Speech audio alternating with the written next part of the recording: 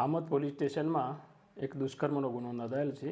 જે ગુનામાં આ ગામના જે ફરિયાદી શ્રીબેન છે કે જેઓ પોતે ભોગ બનનાર છે, તેમની સાથે આ કામનો જે તોમતદાર છે શૈલેષ જગદીશભાઈ રાઠોડ, જેને તારીખ 22/12/2024ના રોજ તથા તારીખ 15/12/2024ના રોજ આ જે ફરિયાદી બેન છે જેઓ ખેતરમાં રહે છે વાડીમાં, તેમના ઝૂંપડામાં જઈ અને તેમની સાથે બળજબરીપૂર્વક દુષ્કર્મ આચરેલું હતું।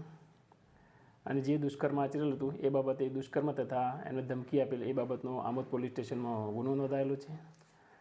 અને આ ગુનાના કામે જે તોમતદાર છે એને પકડવા માટે ભરૂચ જિલ્લાની LCB SOG તથા લોકલ પોલીસ સ્ટેશનની ટીમો બનાવી અને શોધખોળ હાલમાં ચાલુ છે।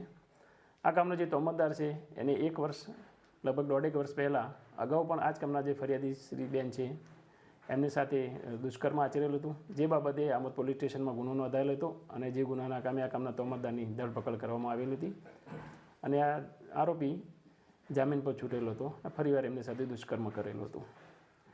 આ ગુનાના તપાસ હાલમાં આમોદ પોલીસ સ્ટેશનના પોલીસ ઇન્સ્પેક્ટર ચલાવી રહેલ છે અને આરોપીને પકડવા માટેની જે ટીમો છે તમામ આરોપીની શોધખોળ કરી રહેલ છે અને ટૂંક સમયમાં જ આરોપીને પકડી પાડવામાં આવશે।